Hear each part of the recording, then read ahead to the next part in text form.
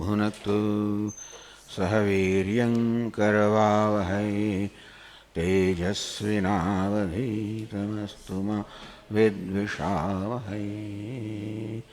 ॐ शान्ति शान्ति शान्तिः। ॐ पूर्णमदः पूर्णमिदं पूर्णात् पूर्णमुदच्यते पूर्णस्य पूर्णमादाय पूर्णमेवावशिष्यते। ॐ शान्ति शान्ति शान्तिः। श्रुतिस्मृतिपुराणानाम् आलयं करुणालयं नमामि भगवत्पादं शङ्करं लोकशङ्करं। शङ्करं शङ्कराचार्यं केशवं बादरायणं सूत्रभाष्यकृतौ वन्दे भगवन्तौ पुनः पुनः। ईश्वरो गुरुरात्मेति मूर्तिभेदविभागिने व्योमवद्व्याप्तदेहाय दक्षिणामूर्तये। ॐ पार्थाय प्रतिबोधितां भगवता नारायणेन स्वयं व्यासेन ग्रथितां पुराणमुनिना मध्ये महाभारतम् अद्वैतामृतवर्षिणीं भगवतीम् अष्टादशाध्यायिनीम् अम्ब त्वामनुसन्दधामि भगवद्गीते भवद्वेषिणीं। यं ब्रह्मा वरुणेन्द्ररुद्रमरुतः स्तुन्वन्ति दिव्यैस्तवैः वेदैः साङ्गपदक्रमोपनिषदैः गायन्ति यं सामगाः। ध्यानावस्थिततद्गतेन मनसा पश्यन्ति यं योगिनः यस्यान्तन्न विदुःसुरासुरगणाः देवाय तस्मै नमः।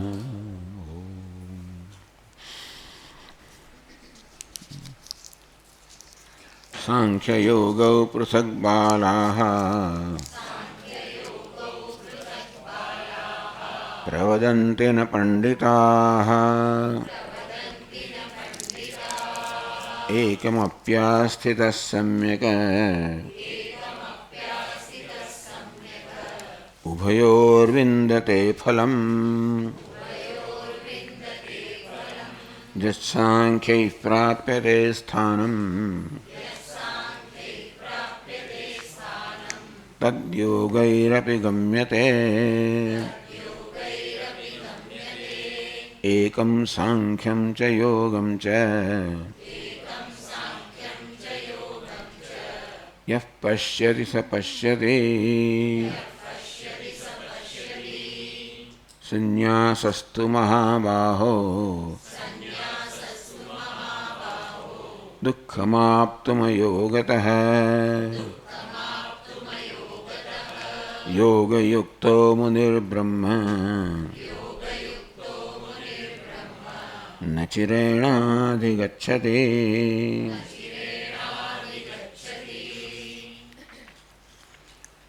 सांख्य योग पृथक यदि बालाः प्रवदन्ति। सांख्य अर्थात संन्यास योग એટલે કર્મયોગ પૃથક એ બંનેનું ફળ ભિન્ન ભિન્ન છે એવું બાલાહ પ્રવેદંતી શાસ્ત્રનું તાત્પર્ય જેમને સમજ્યા નથી એવું એ લોકો કહે છે ને પંડિતા પરંતુ જેમણે શાસ્ત્રનું તાત્પર્ય જાણ્યું છે કે જે સમજ્યા છે એ નથી કહેતા કે કર્મયોગ અને સંન્યાસનું પરિણામ કે ફળ જુદું જુદું હોય. એટલે જ કે એકમપ્યાસ્થિત સમ્યક ઉભયોર્વિંદતે ફલમ. એકમપી સમ્યક આસ્થિત ભગવાન કહે છે કર્મયોગ હોય કે સાંખ્ય હોય એકમ સમ્યક આસ્થિત બેમાંથી એકમાં પણ સારી રીતે નિષ્ઠ થયેલો. એટલે કે સંન્યાસનો અર્થ એવો છે કે જેણે સંન્યાસ માટે યોગ્યતા પ્રાપ્ત કરીને સંન્યાસ લીધેલો છે અને કર્મયોગી છે જે સંન્યાસી યોગ્યતા પ્રાપ્ત કરવા ઈચ્છે છે. આમ કર્મયોગી પણ આપણે વાત કરી તે પ્રમાણે કર્મયોગમાં પણ સંન્યાસ રહેલો જ છે, કારણ કે કર્મયોગમાં પણ કર્મફળની આસક્તિનો ત્યાગ રહેલો છે. એ રીતે બંનેમાં ત્યાગ છે. એથી જ કર્મયોગ પણ જેમાં ત્યાગનું મહત્વ છે એ કર્મયોગ, જેમાં આસક્તિનો ત્યાગ કરવામાં આવે છે એ સંન્યાસમાં કર્મના ત્યાગમાં પરિણમે છે, કે કર્મના ત્યાગ માટે આ યોગીને તૈયાર કરે છે. અંતેથી એકમપી સમ્યક આસ્થિત કર્મયોગ કે કર્મ સંન્યાસ બેમાંથી એકમાં પણ સારી રીતે નિષ્ઠ હોય એવો સાધક ઉભયોઃ ફલમ વિંદતે, બંનેનું ફળ એક જ છે, મોક્ષ છે. એ અંતઃકરણ શુદ્ધિ દ્વારા, જ્ઞાન પ્રાપ્તિ દ્વારા મોક્ષરૂપી ફળ બંને પ્રાપ્ત કરે છે. એકને અંતઃકરણ શુદ્ધિની જરૂર નથી અને બીજાને જરૂર છે, અને એ રીતે એક પગથિયું વધારે છે કર્મયોગી માટે. બાકી બંને છેવટે મોક્ષ પ્રાપ્ત કરે છે. એટલે જ ભગવાન કહે છે 6-5મા શ્લોકમાં, યત સાંખ્ય પ્રાપ્ય સ્થાન, સાંખ્ય વડે સંન્યાસીઓ વડે જે સ્થાન પ્રાપ્ત થાય છે, અને તિષ્ઠન અસ્મિન ન ચ્યવતે પુનઃ, એવા સ્થાનનો અર્થ કર્યો કે જેમાં મનુષ્ય નિષ્ઠ છે, સ્થિત છે, જે ચલાયમાન થતો નથી, એવું જે સ્થાન છે જે સાંખ્ય સંન્યાસીઓ પ્રાપ્ત થાય છે, તદયોગ એ યોગીઓ કર્મયોગીઓ વડે પણ પ્રાપ્ત થાય છે. અને તેથી એકમ સાંખ્યમ છે યોગમ છે. ભલે બંનેનું રૂપ જુદું છે, સાંખ્યમાં કર્મનો ત્યાગ છે, યોગમાં કર્મ અનુષ્ઠાન છે. આ બંનેનું રૂપ જુદું હોવા છતાં પણ બંનેની ભાવના કહો કે બંનેનું ધ્યેય કહો એક જ છે. અને તેથી યોગમાં પણ ત્યાગ રહેલો છે, સંન્યાસમાં મુખ્ય ત્યાગ મુખ્ય છે. યોગમાં કર્મ સહિત ત્યાગ છે, પણ એમાં ત્યાગ તો મહત્વનો છે જ. માટે જે અત્યારે કર્મયોગી છે એ ભવિષ્યમાં સંન્યાસી થવાનો છે, એટલા માટે ભવિષ્ય વૃત્તિથી કર્મયોગીને પણ જે સંન્યાસી સમજે છે એ યહ પશ્યતિ સ પશ્યતિ, એ જ ખરેખર સમજે છે કર્મયોગ અને સાંખ્યનું જે સ્વરૂપ છે તે.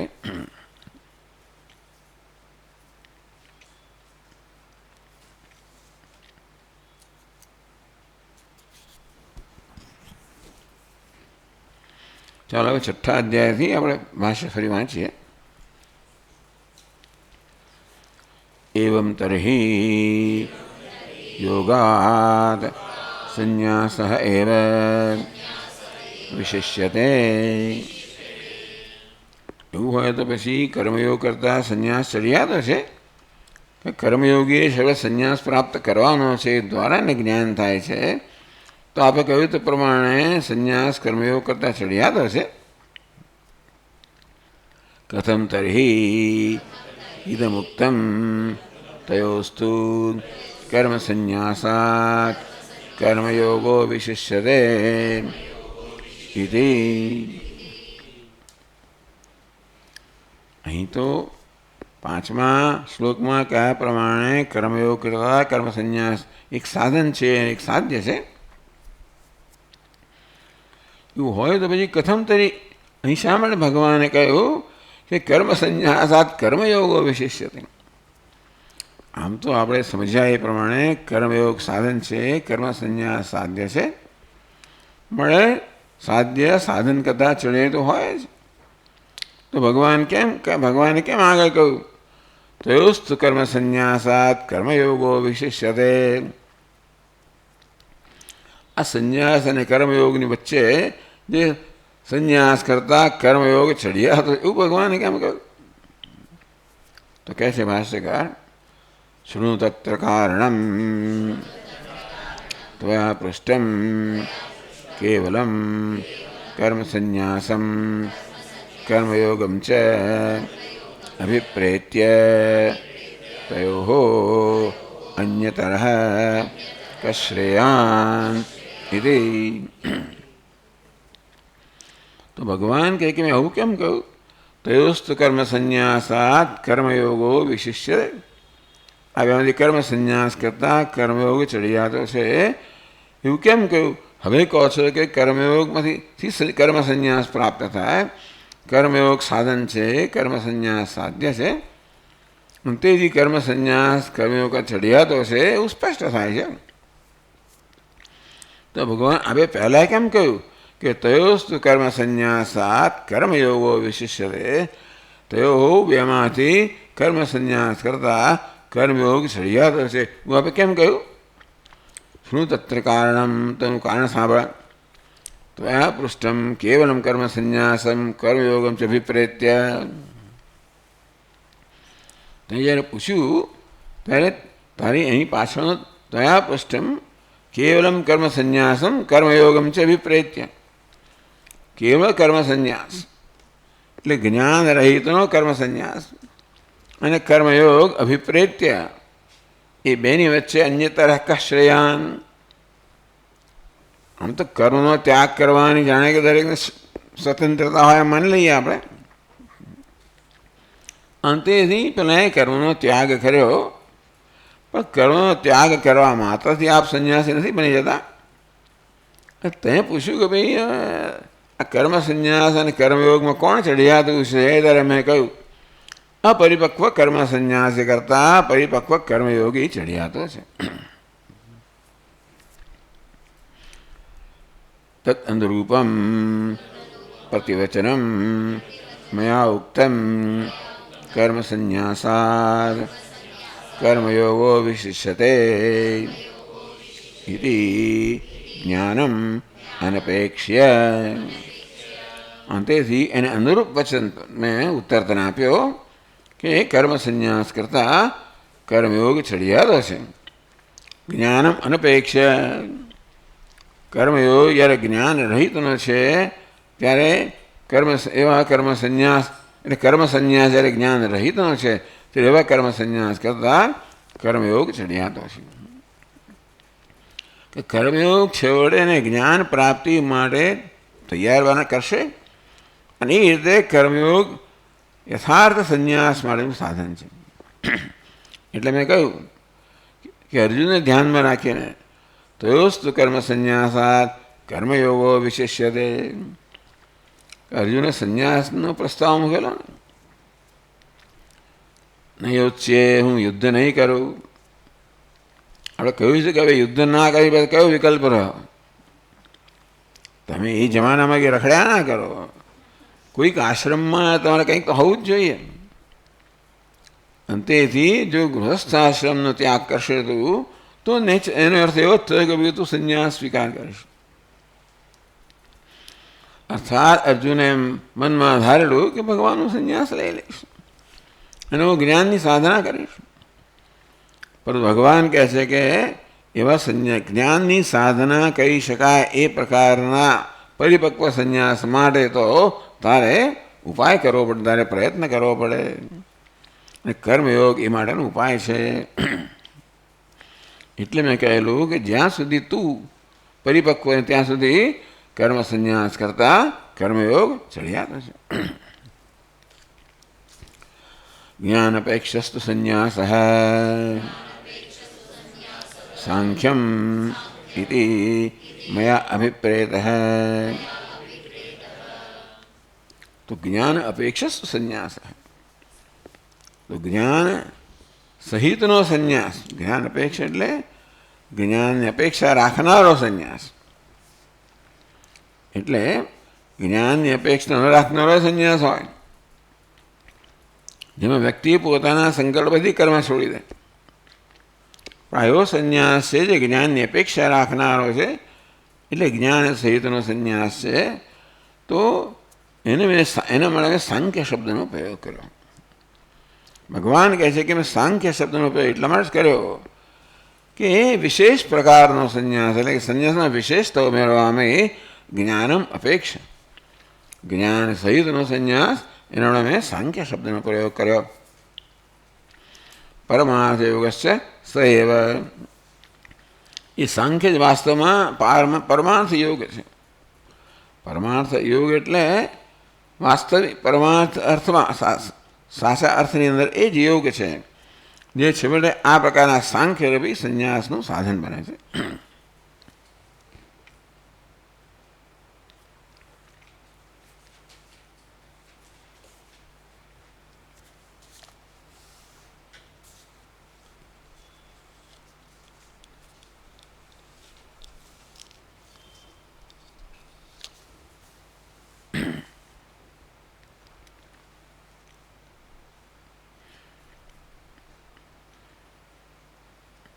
यस्तु कर्मयोगः वैदिकः स च तादर्थ्यात् योगः संन्यासः इति च उपचर्यते. इसु कर्मयोग वैदिकः कर्मयोग वैदिकः सच એટલે વેદની અંદર જે પ્રકારે કર્મનું અનુષ્ઠાન વેદમાં જે પ્રકારના કર્મનો આદેશ આપવામાં આવ્યો છે એ કર્મનું આચરણ જ કર્મયોગ બની જાય છે. એ પ્રકારે જે કર્તવ્ય કર્મ વેદની અંદર જેનો આદેશ આપવામાં આવ્યો છે એનું આચરણ કરવું એ યોગ બની જાય છે. એને કર્તવ્ય કહેવાય જે કર્યાના પરિણામ જે કરવાના પરિણામે આપણને કોઈ પ્રકારના ફળની અપેક્ષા નથી. આપણું કર્તવ્ય હોય માતા પિતા પ્રત્યે તો આપણે એવી અપેક્ષા નથી રાખતા કે એના દ્વારા કંઈક પ્રાપ્ત થવું જોઈએ, એના પરિણામ કંઈક પ્રાપ્ત થવું જોઈએ. એટલે એને જ કર્તવ્ય કહેવાય. જેને કરવા દરમિયાન આપણા મનમાં કોઈ પ્રકારના ફળની અપેક્ષા હોતી નથી એટલે કર્તવ્ય કહો, નિષ્કામ કર્મ કહો. વૈદિક એટલા માટે વેદની અંદર પણ જ્યારે કર્મનો આદેશ આપવામાં આવે છે કર્તવ્યના રૂપની અંદર ત્યારે એ પણ નિષ્કામ કર્મ જ હોય છે. તાદર્શ્યાદ યોગ સંન્યાસ ઇતિ ઉપચર્યતે. એ પણ તાદર્શ્યાદ તદર્થ પરમાર્થ યોગ ટૂંકમાં પરમાર્થ યોગનું સાધન હોવાને કારણે યોગ એને યોગ કહેવામાં આવે સાધન હોવાને કારણે સંન્યાસ એ દ્વારા સંન્યાસરૂપી સાધ્ય સિદ્ધ થાય છે. માટે એટલે વૈદિક જે કર્મયોગ છે કે કર્મયોગ વૈદિક કર્મયોગ એટલે શું? કર્મયોગ. પરંતુ વેદની અંદર જે કર્તવ્ય કર્મનો આપણને આદેશ કરવામાં આવ્યો છે એ કર્તવ્ય કર્મ કરી એટલે યોગ બની જાય. તાદર્શ્યાદ યોગ સંન્યાસ ઇતિ. અને એ પણ સંન્યાસનું સાધન હોવાને કારણે એને પણ સંન્યાસ ઔપચારિક રીતે એટલે ગૌણ રીતે કર્મયોગને પણ સંન્યાસ કહેવામાં આવ્યો. ઉપચારી રીતે ઔપચારિક રીતે ગૌણ અર્થમાં.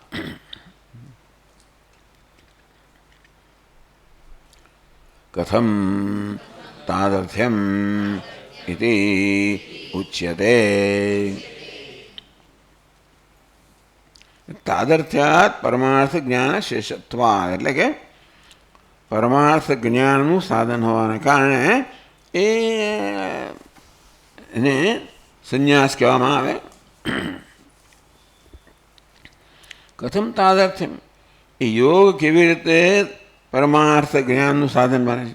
તાદર્થ્યમ યોગ કેવી રીતે પરમાત્મા જ્ઞાનનું પરમાર્થ જ્ઞાનનું સાધન બને છે એ કઈ રીતે? એ પ્રશ્ન ભગવાન 6થા શ્લોકમાં ઉત્તર આપે છે.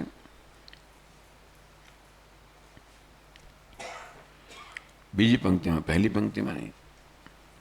સંન્યાસસ્તુ મહાબાહો દુઃખમાપ્તુમ યોગતઃ યોગયુક્તો મુનિર્બ્રહ્મ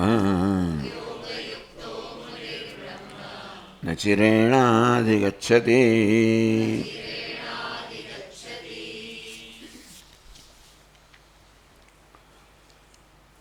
સંન્યાસસ્તુ મહાભાવો અયોગત દુઃખમ આપતું.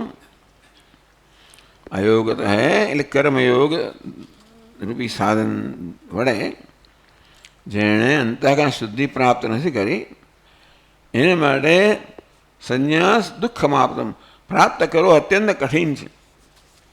ચાલો સંન્યાસનો અર્થ આપણે જ્ઞાન કહીએ અહીંયા ભગવાન એવી રીતે ભાષ્યકાર સમજાવે છે.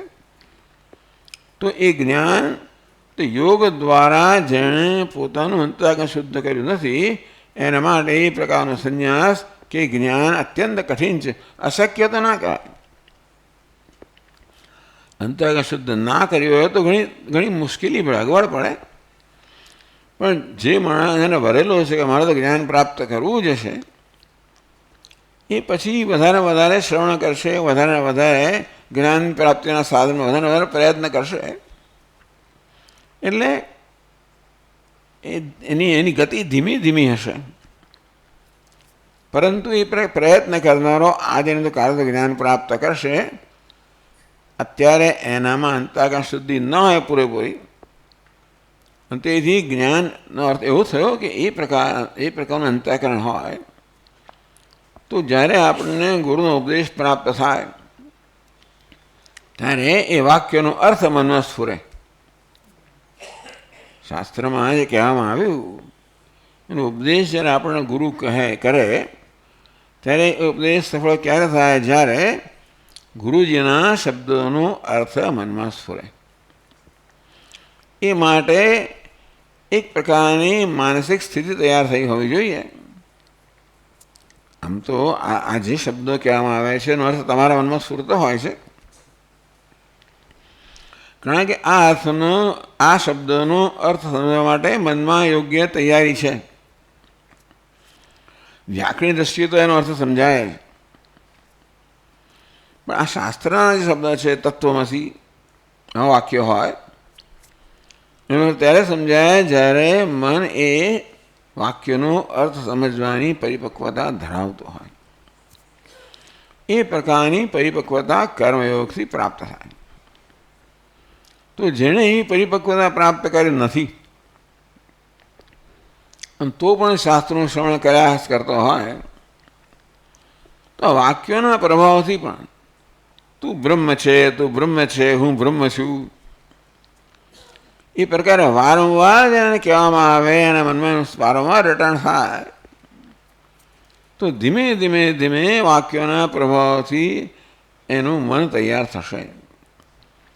ઘણી વાર લાગશે પણ છતાં એટલે કારણ હું બ્રહ્મ છું, હું બ્રહ્મ છું, એ શરૂઆતમાં એને શું અર્થ થાય ન સમજતો હોય, પણ ધીમે ધીમે વાક્યના પ્રભાવથી જ જેમ જેમ મન એનું તૈયાર થતું જાય તેમ તેમ છેવટે એ વાક્યનો અર્થ સમજાતો જાય. એટલે કે જેણે અંતઃકરણ સુધી પ્રાપ્ત કરી નથી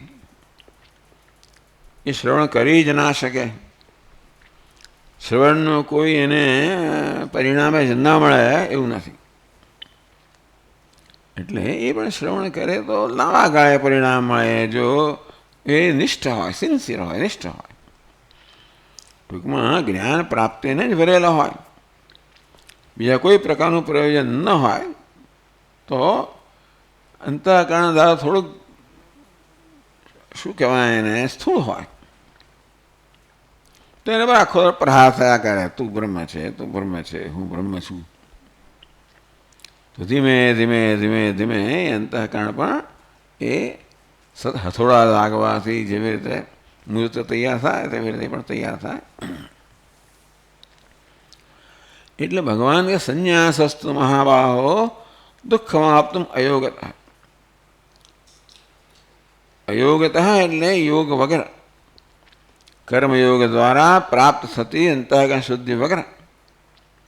સંન્યાસ એટલે આત્મજ્ઞાન કે પરમાર્થ જ્ઞાન પ્રાપ્ત કરવું અત્યંત કઠિન છે, અશક્ય નથી, એ જ કહેવા માંગે છે. દુઃખમાપ્તુમ યોગયુક્તો મુનિ બ્રહ્મ નચિરેણ અધિગચ્છતિ. યોગયુક્ત છે અર્થાત જેણે કર્મયોગની અનુષ્ઠાન કર્યું છે એ મુનિ બને છે. પછી બ્રહ્મ નચિરેણ અધિગચ્છતિ, બ્રહ્મનો અર્થ અહીંયા બ્રહ્મ જ્ઞાન કરવામાં આવશે કે સંન્યાસ કરવામાં આવશે. ભાષ્યકાર અહીંયા બ્રહ્મ શબ્દનો અર્થ સંન્યાસ કરશે. તો દુઃખ યોગ વગર સંન્યાસ પ્રાપ્ત કરવો અત્યંત કઠિન છે. પણ યોગયુક્ત જે મુનિ છે એ બ્રહ્મ એટલે સંન્યાસ નચિરેણ અધિગચ્છતિ, તો કે બહુ વિલંબ વગર એ સંન્યાસ પ્રાપ્ત કરે છે. જો ભાષ્યકાર સમજાવશે.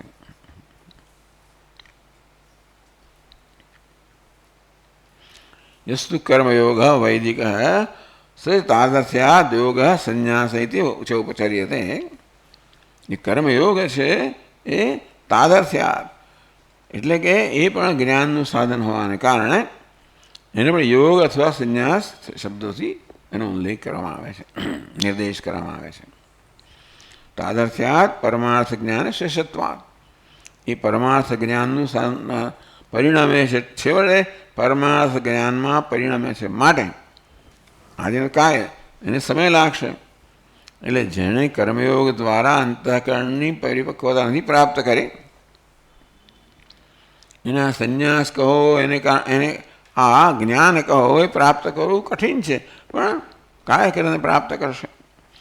એટલે ટૂંકમાં આપણે બધાને એને માટે ટૂંકમાં ભગવાન કહી રહ્યા છે કે એ પ્રકારે તમે શ્રવણ કર્યા, પુનઃ પુણ્યને શ્રવણ કર્યા, પુનઃ પુનઃ શ્રવણ કરો. આપણા સ્વામી આ વાક્ય વારંવાર કહે, પુનઃ પુણ્યને શ્રવણ કર્યા, પુનઃ પુનઃ વારંવાર શ્રવણ કરો.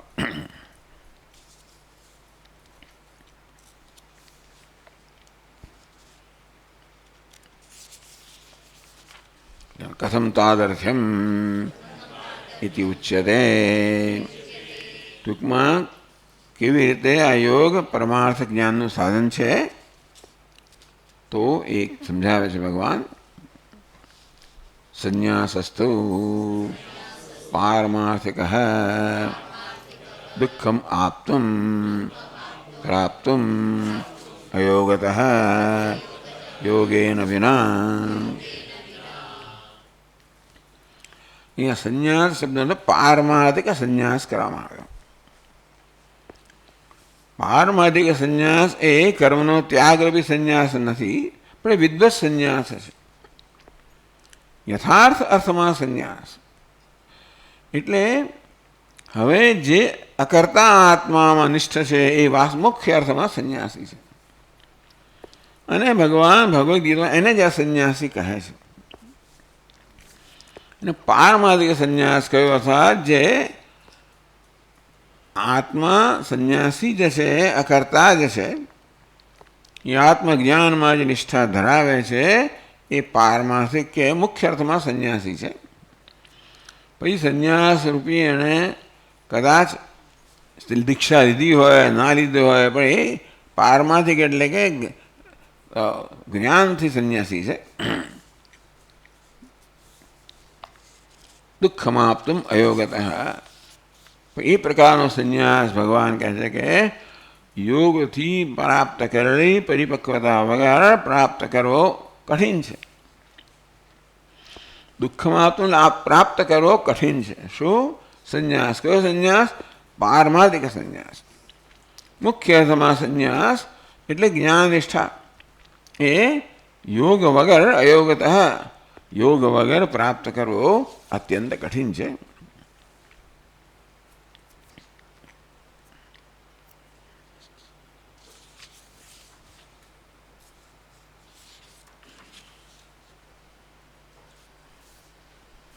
તો ભાષાકાર કહે છે યોગયુક્ત વૈદિકેન કર્મયોગેન ઈશ્વર સમર્પિત રૂપેણ ફલનિરપેક્ષેણ યુક્ત મુનિ મનનાદ ઈશ્વર સ્વરૂપસ્ય મુનિ. યોગયુક્ત વૈદિકેન એટલે ઈશ્વર તો વૈદિકેન કર્મયોગેન ઈશ્વર સમર્પિત રૂપેણ. ઈશ્વરસ્ય એટલે સવિશેષ ઈશ્વરસ્ય. ઈશ્વર પાસે નિર્વિશેષ અને સવિશેષ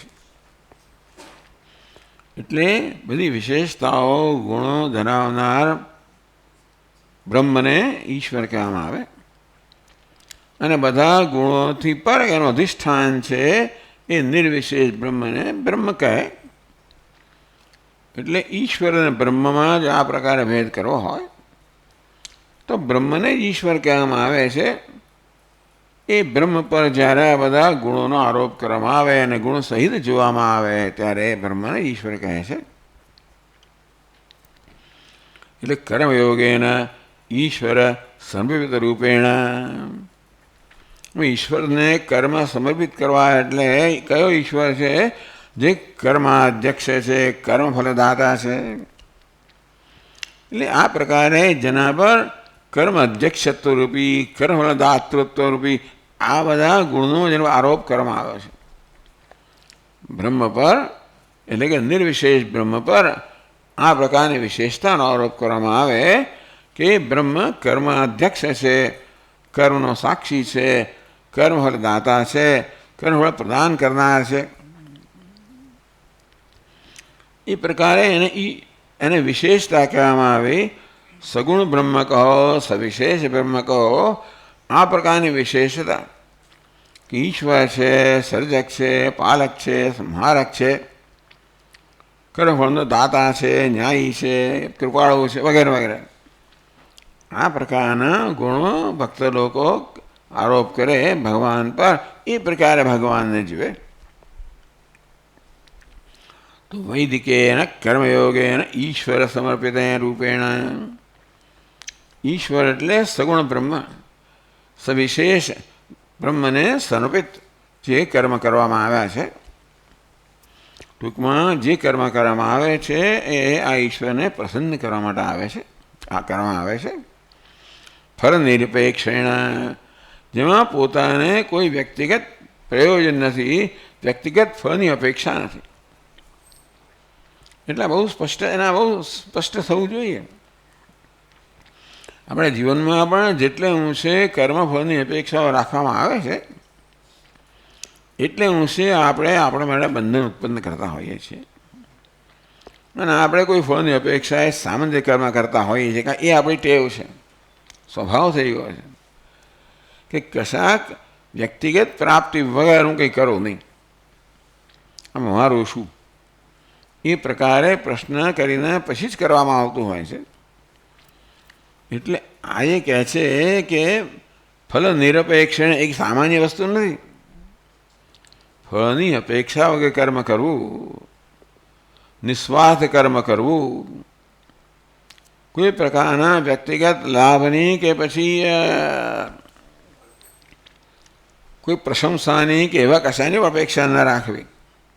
કદર નહીં, ચાલો કંઈક કરું તો પછી કદર તો થવી છે ને ભાઈ, એવી અપેક્ષા ના રાખે. એ એટલું કર્યું એટલે બંધાયા. ટૂંકમાં આપણા કર્મની ગુણવત્તા એટલી ન્યૂન ઓછી થઈ અને આપણા કર્મમાં કંઈક અપેક્ષા, હું આ તો આદર્શ વાત કરવામાં આવે છે. આ બધાએ કરીએ એટલે કશી ને કશી અપેક્ષા હોય છે, કારણ કે એ પ્રકારનો આપણો સ્વભાવ જ થઈ ગયો હોય છે. પણ ફલ નિરપેક્ષણેના તો ફળની અપેક્ષા રાખ્યા વગર કર્મ કરવું, અને બધાએ કરી શકે. વ્યવહારની અંદર જે બધા વ્યવહાર કરી રહ્યા છે જગત સાથે, કુટુંબ સાથે, પરિવાર બધા સાથે, એ દરેક વ્યવહારની અંદર કાંઈ ને કંઈ અપેક્ષા હોય જ હશે. બધા સંબંધોમાં પણ કોઈને કોઈ અપેક્ષા હોય છે. અને પતિ પત્નીનો સંબંધ હોય, પિતા પુત્રનો, જે કંઈ સંબંધ હોય, એ દરેક સંબંધમાં કશી ને કશી અપેક્ષા હોય છે આપણી. અને એટલે અંશે એ સંબંધ છે ને એ એટલો થોડોક દૂષિત થતો હોય છે. પણ એનો અર્થ જ આપણે એ પ્રકારે ઉન્નતિ કરવાની છે માનસિક રીતે, જેને માનસિક પરિપક્વતા કહેવાય, કે ધીમે ધીમે આપણે ઓળખતા જઈએ કે આપણા મનમાં કયા કયા પ્રકારની અપેક્ષાઓ રહેલી હોય છે અને આપણી જાણ વગર મન આ બધું કરતું હોય છે. મન બહુ ચાલાક છે, આપણને પણ પૂછ્યા કર્યા વગર એ આ બધું કરતું હોય છે. એટલે મનનું આપણે નિરીક્ષણ કરીએ કે જો કયા પ્રકારની અપેક્ષાઓ છે, કયા પ્રકારની આશાઓ છે, હોય જ નોંધ લઈએ. અને તરત તો એને છોડવી સરળ નથી, પણ છતાં ધીમે ધીમે ધીમે અપેક્ષાઓ, આશાઓ છોડતા જઈએ. તો સ્વામી લાભ જ લે ને આપણો. અપેક્ષા ન રાખીએ ને તો એટલે બધા લાભ લે, ભલે ને લે. એવું ના ચલાવેલો. કોઈ મારું શોષણ કરે, મારો લાભ લે, એવું ના ચલાવેલો. તો આ તો કર્મયોગીની વાત છે, સંસારીની વાત નથી. ટૂંકમાં આમ કોઈ સંસારીઓ ના ચલાવેલા સ્વાભાવિક છે, પણ કર્મયોગીની વાત છે. ફલ નિરપેક્ષ એટલે આ શબ્દ છે બહુ મોટો છે. ફલ નિરપેક્ષેણ યુક્ત. એટલે જેમ જેમ આપણે આપણા મનના વિચારોની નોંધ લેતા જઈએ, વૃત્તિઓની નોંધ લેતા જઈએ, તેમ તેમ ખબર પડે કે સૂક્ષ્મ રીતે પણ અપેક્ષાઓ રાખવામાં આવતી હોય. ટૂંકમાં આપણને જ્યારે જ્યારે નિરાશા સાંપડે, જ્યારે મન દુઃખ થાય, સમજવું કંઈ અપેક્ષા હતી. બધું જ દુઃખ આપણું અપેક્ષા પૂરી ન થવાને કારણે દુઃખ થતું હોય છે. જ્યારે જ્યારે મનમાં દુઃખ થાય ત્યારે પૂછવું કઈ અપેક્ષા રાખી હતી, કે અપેક્ષા પૂરી ના થઈ અને તે દુઃખ થયું. એમ કરતાં કરતાં આપણે આપણી અપેક્ષાથી પરિચિત થઈશું. આ અપેક્ષાઓ આપણે ખબર પણ ના આપણે એ પ્રકારે આપણું નિયંત્રણ કરતી હોય છે. તો ધીમે ધીમે આપણે આપણા પોતાના મનથી પોતાની અપેક્ષાઓથી પરિચિત થઈશું. અને જેમ જેમ પરિચય થાય તેમ તેમ ખબર પડે શું છોડવાનું છે.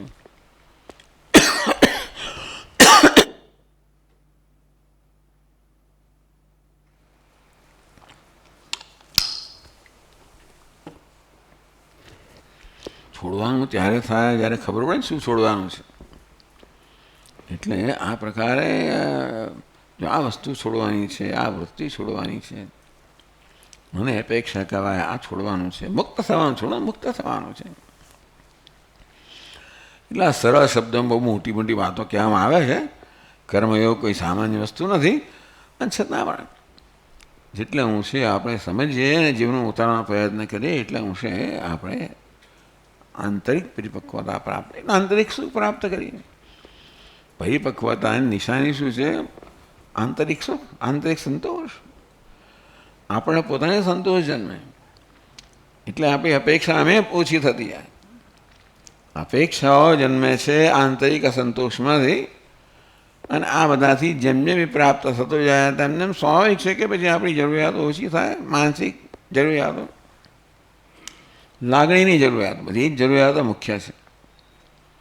બીજી બધી વ્યવહારની જરૂરિયાતો સમજાય તો ભગવાન કરશે, થતી હોય છે. મુખ્યત્વે લાગણીના સ્તરની જરૂરિયાતો છે ને એ જ મોટી હોય, એ બંધન કરનારી, એ દુઃખ આપનારી હોય છે. અને હોય પણ જેમ જેમ પરિચય થતા છે તેમ ફલ નિરપેક્ષેણ યુક્ત.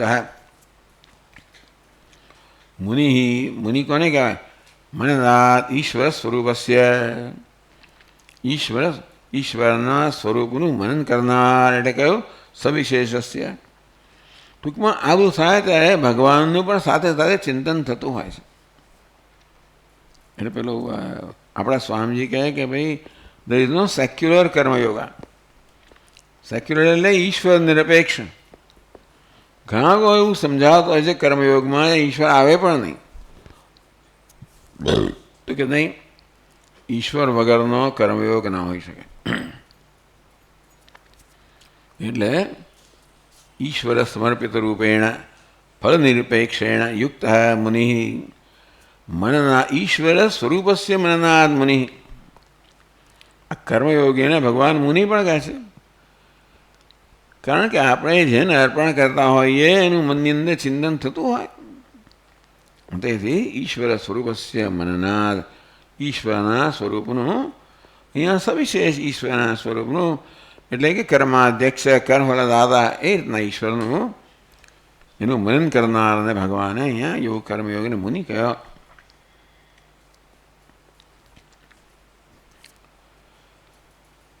બ્રહ્મ પરમાત્મ જ્ઞાન નિષ્ઠા લક્ષણત્વાत् પ્રકૃત સંન્યાસ બ્રહ્મોચ્યતે ન્યાસેતિ બ્રહ્મ બ્રહ્મ હિ પરઃ ઇતિ શ્રુતેઃ.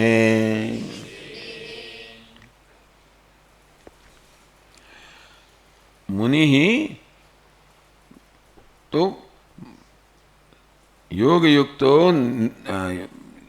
યોગયુક્તો મુનિર બ્રહ્મ નચિરેણ અધિગચ્છતિ. યોગયુક્ત છે અર્થાત યોગ ધરાવનારો આ યોગી જે છે એ નચિરેણ ટૂંક સમયમાં જ એ બ્રહ્મને પ્રાપ્ત કરે. એ બ્રહ્મ એટલે આ પરમાત્મા બ્રહ્મ નહીં. બ્રહ્મનો અર્થ પરમાત્મા એટલે સંન્યાસ અને બ્રહ્મ કહ્યું. અહીંયા ભાષ્યકાર કહે છે કે મુખ્ય અર્થમાં સંન્યાસ જ્ઞાન નિષ્ઠા લક્ષણ થયો, છતાં ભગવાન બ્રહ્મ શબ્દનો અર્થ સંન્યાસના અર્થમાં આપે. બ્રહ્મ શબ્દ સંન્યાસના અર્થમાં પ્રયોજે છે. એટલે ભાષ્યકાર ઉદ્ધૃત કરે છે ન્યાસ ઇતિ બ્રહ્મ બ્રહ્મ હિ પર ઇતિ શ્રુતે.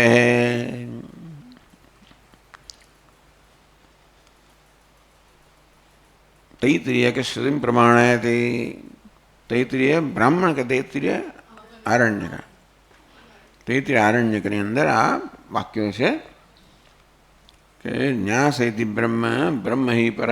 બધું શરૂ કર્યું દાનથી મળીને બધા ધીમે ધીમે ધીમે આખો ક્રમ કયો અને છેવટે આ સંન્યાસ અને શ્રેષ્ઠ કહેવામાં આવ્યો કે સંન્યાસ જ બ્રહ્મ છે અને બ્રહ્મ જ પરમાત્મા. બ્રહ્મ હિ પર બ્રહ્મ જ પરમાત્મા છે. એ સંન્યાસને બ્રહ્મને પરા એટલે સર્વશ્રેષ્ઠ કહેવામાં આવ્યું. એટલે સંન્યાસ માટે પણ બ્રહ્મ શબ્દનો પ્રયોગ છે આ તૈત્રીય આરણ્યકમાં.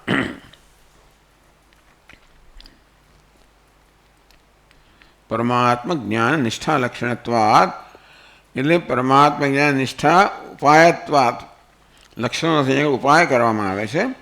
તો પરમાત્મ જ્ઞાન નિષ્ઠાનો ઉપાય હોવાના કારણે આ સંન્યાસને બ્રહ્મ કહેવામાં આવ્યો.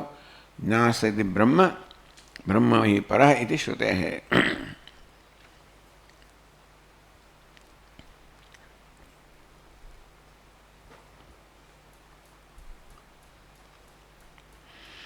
કથમ સંન્યાસે હિરણ્યગર્ભવાચી બ્રહ્મ શબ્દ પ્રયુજ્યતે.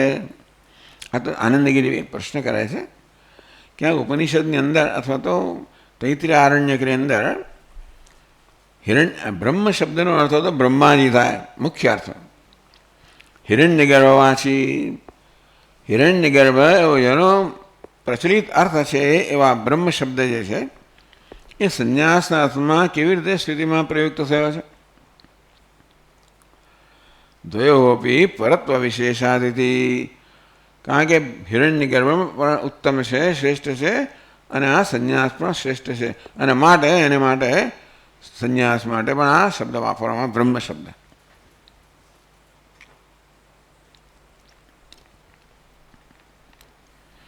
બ્રહ્મ શબ્દસ્ય સંન્યાસ વિષયત્વે ફલિતમ વાક્યાર્થમાં. એટલે આ પ્રકારે ભાષ્યકારે થોડો સમય લઈને પણ આપણે સમજાવ્યું કે બ્રહ્મ શબ્દનો અર્થ અહીંયા આગળ સંન્યાસ એવો કરવાનો છે. કારણ કે યોગયુક્તો મુનિર બ્રહ્મ નચિરેણાધિગચ્છતિ. યોગયુક્ત મુનિ છે ટૂંક સમયમાં બ્રહ્મને પ્રાપ્ત કરે છે.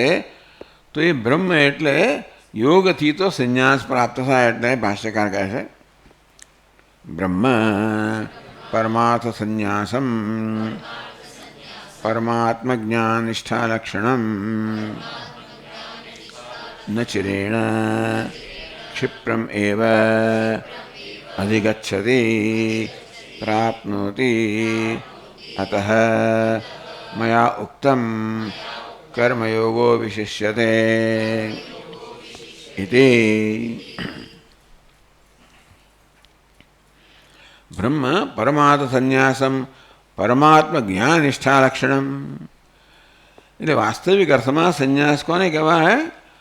પરમાત્મા એટલે આત્મજ્ઞાનમાં નિષ્ઠા, એને જ મુખ્ય અર્થમાં સંન્યાસ કહેવામાં આવ્યો. પરમાત્મ જ્ઞાન નિષ્ઠા લક્ષણમ સંન્યાસમ. પરમાત્માના જ્ઞાનમાં નિષ્ઠા હોવી.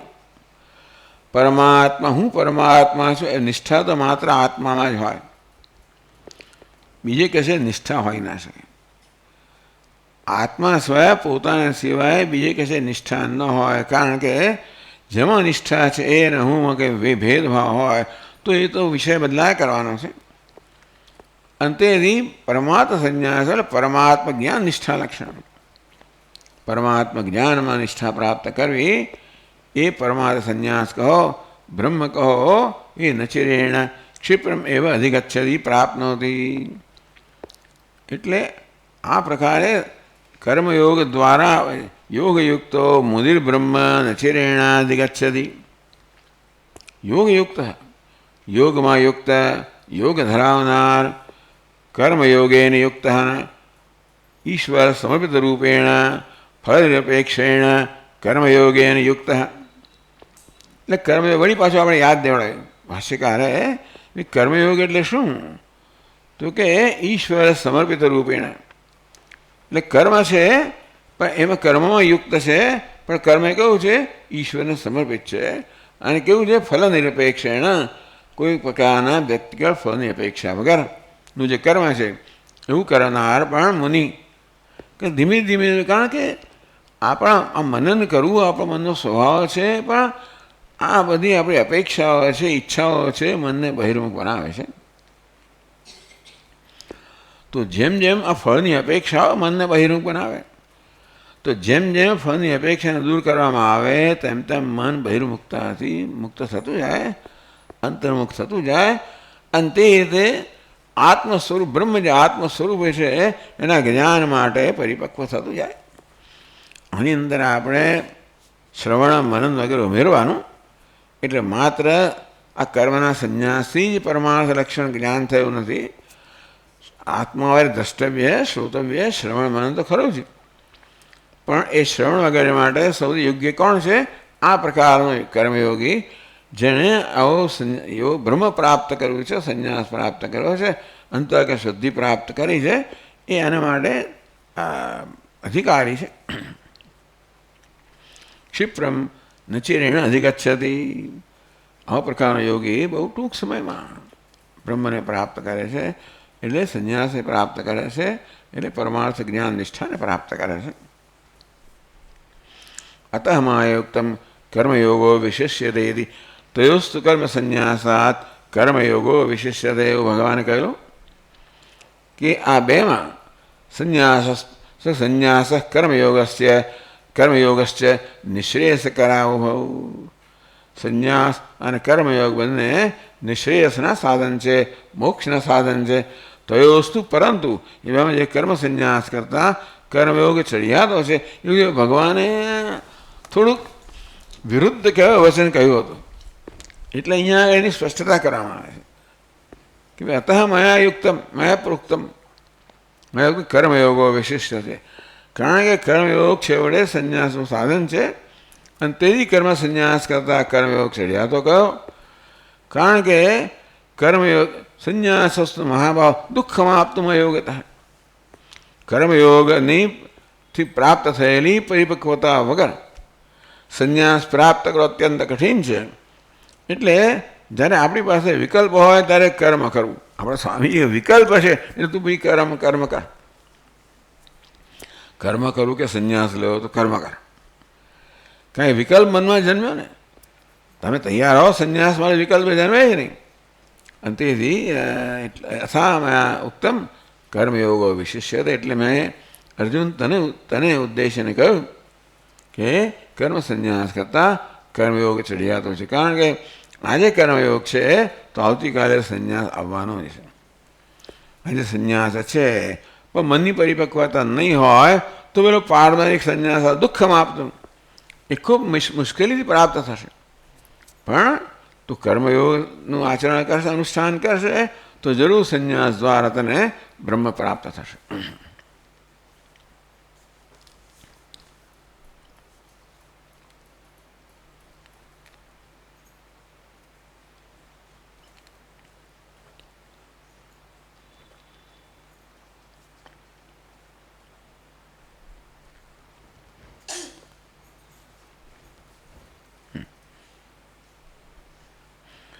નनु પારિવ્રાજ્યમ પરિગૃહ્ય શ્રવણાદિ સાધનમ અસકૃત અંતષ્ઠતઃ લબ્ધ સમ્યક બોધસ્યાપી યથાપૂર્વમ કર્માણિ ઉપલભ્યન્તે તાની બંધ હેતવઃ ભવિષ્યન્તિ ઇતિ.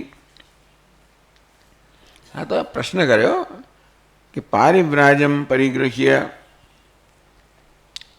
પારિવ્રાજ એટલે સંન્યાસ ગ્રહણ કરીને શ્રવણાદિ સાધનમ અસકૃત અનુતિષ્ઠત.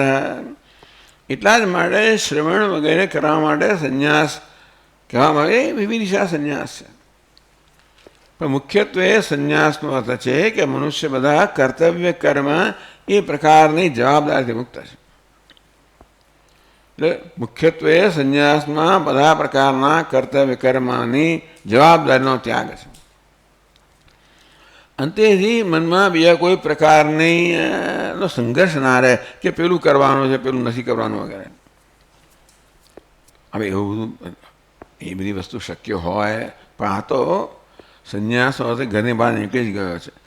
ઘરની અંદર હોય એટલે તો કામ 1000 પ્રકારનું હોય છે, પણ આ સંન્યાસ તો પરિવ્રાજક. એટલે એનો અર્થ એ થયો કે એ તો ભિક્ષા માંગીને જ ખાય છે, અને એ તો ભગવાન એનું સ્થાન હોય કે ના હોય. સુર મંદિર તરો મૂળ નિવાસ શય્યા ભૂતલમ અજનમ વાસ સર્વ પરિગ્રહ ભોગત્યાગ. બહુ સુંદર વર્ણન કર્યું છે, પણ આ તો બધું સુર મંદિર તર મૂળ નિવાસ, કોઈ સૂર દેવતાના મંદિરના વૃક્ષની નીચે નિવાસ કરવો. શય્યા ભૂતલમ, આ પૃથ્વી છે એની શૈયા છે. અજીનમ વ્યાસ, અને ચર્મ, અજીન એટલે કે ચર્મ. તો હરણ કહેવા કોઈ પશુનું ચામડું હોય એ મળી આવે એનાથી એના શરીરને ઢાંકે છે. સર્વ પરિગ્રહ ભોગ ત્યાગ, બધા પ્રકારના પરિગ્રહ ત્યાગ છે. બધા પરિગ્રહ કશું સ્વીકારતો નથી, અને બધા ભોગનો ત્યાગ છે. આવું હોય તો આનું સાચો વૈરાગ્ય. કસ્ય સુખમ ન કરોતિ વિરાગ, આ પ્રકારનો વૈરાગ્ય ધરાવનાર છે. એને કોને સુખ, એવો કોણ છે જેને એને સુખને પ્રાપ્ત ન થાય.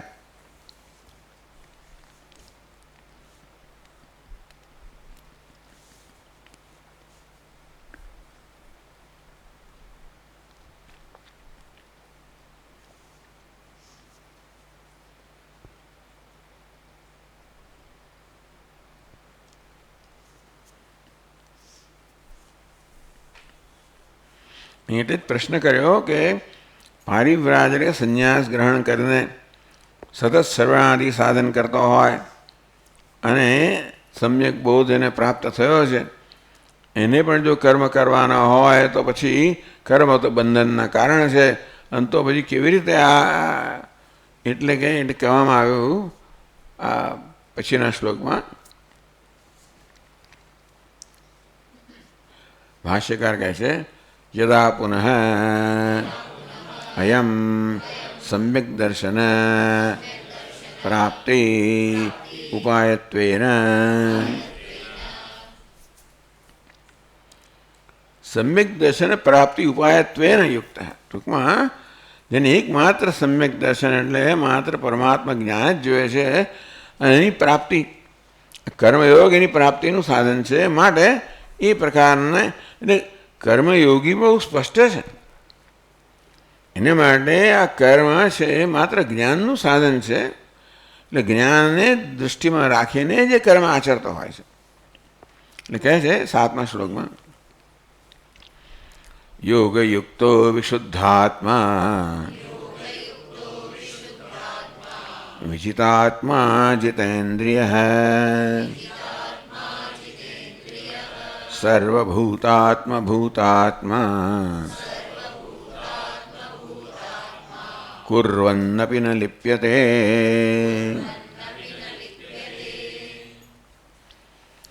એ સરસ ક્રમ બતાવવામાં આવ્યો ભગવાન વડે. યોગયુક્ત તો કે જે કર્મયોગનું અનુષ્ઠાન કરનાર છે, વિશુદ્ધાત્મા એને કારણે અંતઃકરણ શુદ્ધિ પ્રાપ્ત કરે છે, વિજિતાત્મા એને કારણે પોતાના આત્મા અંતઃકરણ ઇન્દ્રિયો પર વિજય પ્રાપ્ત કરે છે. વિજિતાત્મા એટલે જેના આત્મા કે અંતઃકરણ વિજય પ્રાપ્ત કર્યો, જીતેન્દ્રિય જેના પરિણામી ઇન્દ્રિયો પણ વિજય પ્રાપ્ત કર્યો.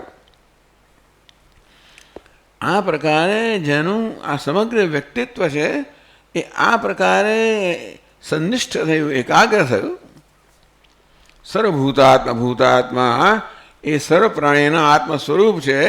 અંતે કુર્વન્નપિ ન લિપ્યતે. આવો યોગી કે આવો વિવેકી કર્મ કરતો હોય તો પણ લેપાયમાન થતો નથી. ચાલો આપણે પછી આગળ જોઈશું.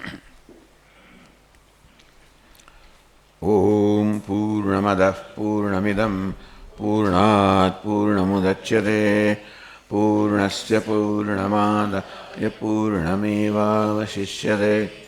ઓમ શાંતિ શાંતિ શાંતિ.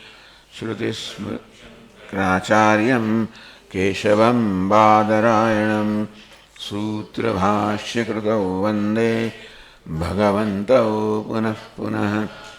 ईश्वरो गुरुरात्मेति मूर्तिभेदविभागिने व्योमवद्व्याप्तदेहाय दक्षिणामूर्तये नमः. ॐ शान्ति शान्ति शान्तिः. हरि ओम. श्री गुरुभ्यो नमः. हरि ओम.